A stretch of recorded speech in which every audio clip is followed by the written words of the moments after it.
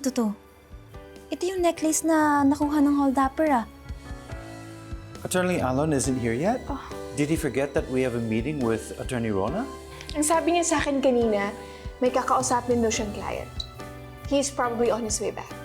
Sabrina, importante ba to? Importanteng malaman niyo to. Lalo ka na, Attorney Matias. Sige. Magkita tayo bukas. Puti naman. Sumipat ka, boss. Nag-aanap ka rin talaga uli ng sakit ng katawan.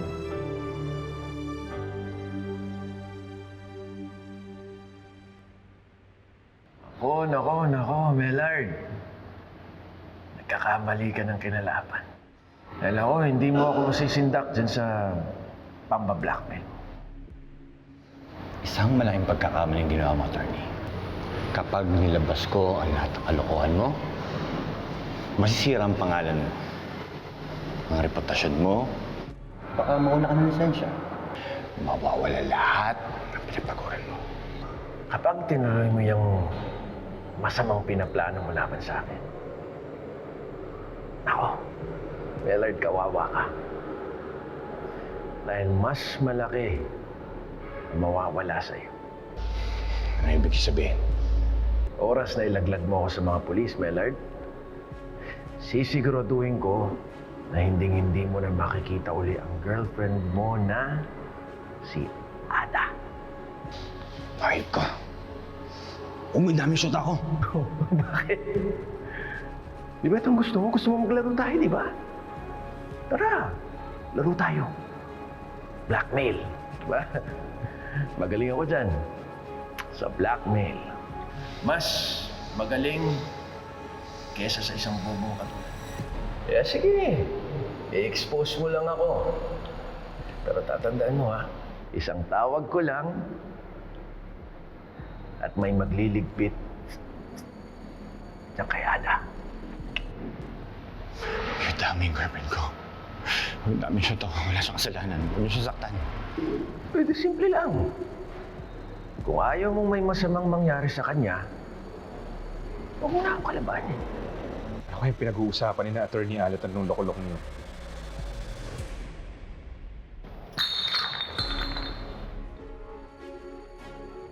May kasama ka? Wala kasama, boss. Silipin mo kung saan galing ni na yun. Mellard, wala dapat makarinig sa pinag-uusapan natin dito. Naintindihan mo ako? Yes, boss. Yes, boss. Ha?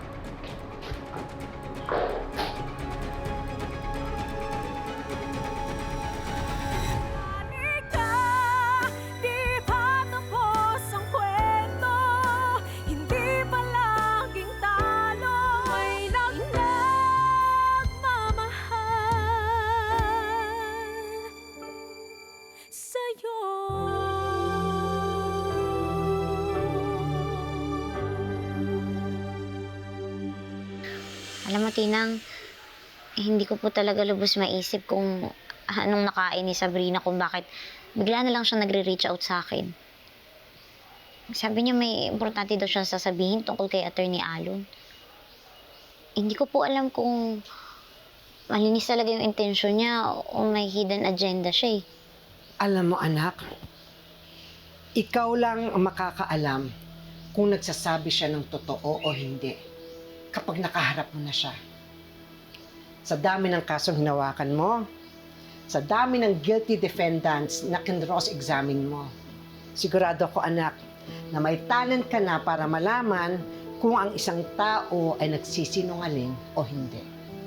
Tinang, ibig po ba sabihin na gusto niyong makipagkita ako sa kanya?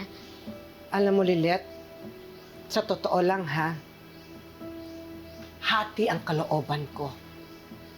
Sa isang banda, gusto kong makipagkita ka sa kanya para malaman mo kung ano talaga ang sasabihin niya tungkol dun sa dati niyang amo. Sa kabilang banda naman, natatakot ako. Dahil kapag nalaman ito ni Ira na pinag-uusapan niyo si Atty. Alon, naku, baka magkaaway na naman kayong magkapatid. Ayoko rin naman pong lumala pa yung sa amin ni Ere. Pero kung narinig niyo po yung boses ni Sabrina kanina, para pong masyado siyang problemado at desperada eh. Hindi ko naman po kayang baliwalain yung paghingi niya ng saklolo. Kaya makikipagkita po ko sa kanya. Para matulungan ko siya, para malaman ko na rin kung ano yung gusto niyang ipagtapat tungkol kay Attorney Alon.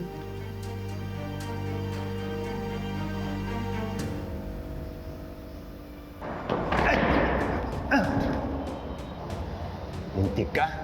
Ikaw na naman! Attorney Kurt, I'm surprised to see you here. Mukhang naliligaw ka yata o baka naman ini-stalk mo ako talaga. Nagtataka rin ako, Attorney Allen, kung anong ginagawa mo sa liblib na lugar na to. Pero mas kinagulat ko, kasama mo yung suspect sa pang-hold up sa inyo. Tapatin mo nga ako. Bakit kung mag-usap kayo ng lalaking to kanina, parang matagal na kayong magkakilala? Ano ba talaga connection mo sa isa't isa? Look, Attorney Kurt, I have no idea what you're insinuating here. But whatever it is, I assure you, mali ang iniisip ko. I don't know this guy. In fact, unang beses kami nakita nung nagharap kami sa presinto. Pati nga ako nagulat nung bigla niya akong kinontak, gusto niya raw makipagkita sa akin. Ang sabi niya, gusto niya raw ako pasalamatan ng personal. Dahil nilinis ko yung pangalan niya sa mga maling bintang ninyo. Totoo ba yung sinabi niya? Yun ang rason kung bakit kayo nakita.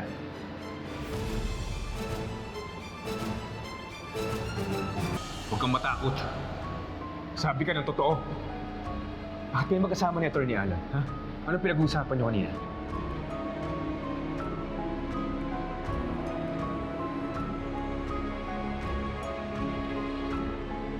Totoo ang sinasabi ni Attorney Allen. Nasa presinto lang kami nagkakilala. Dahil malaking tulong niya sa akin. Kung di dahil sa kanya, nakakulong pa ako ngayon. Kaya nakapagkita ko sa kanya para sabihin na tulungan ko siyang hanapin kung sino nang hold up sa kanila. Sigurado ka na yun lang ang dahilan. Wala na ako ibang dapat na malaman. Kung wala kayong tinatago, bakit ito yung napili niyong lugar para makita kayo? Dahil malapit ng bahay ng shota ko dito.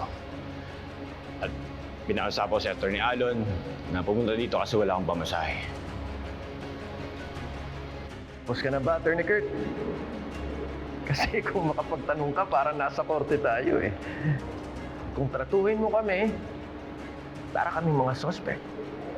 Look, a bit of advice, Attorney. I know it's unsolicited, pero maybe next time you should have all of your facts in order, no?